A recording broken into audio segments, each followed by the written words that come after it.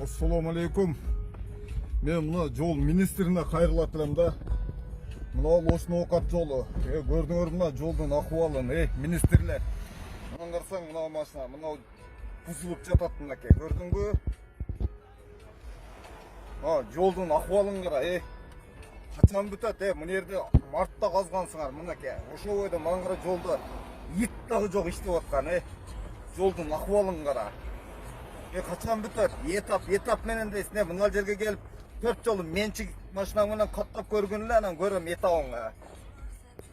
Бишкекте туруп алып этап деп, карапайым калк кыйналып кетти го, мына карасаң, мына жерде уже 4-чы айга кетип атат го, мына жолду баштаганыңа, мына карасаң эч ким жок, Транспорт министрлиги. Карапайым калк кыйналып кетти. Эми кандай адамдар иштесиң, сиз вообще мындай кызматка татыктуу адамдар эмессиңер, кеткиле, колуңардан келбесе, болсо не баштайсыңар, мынаны карасаң, мына ямаларыңы кара, мынаны кара, жолдун акыбалын,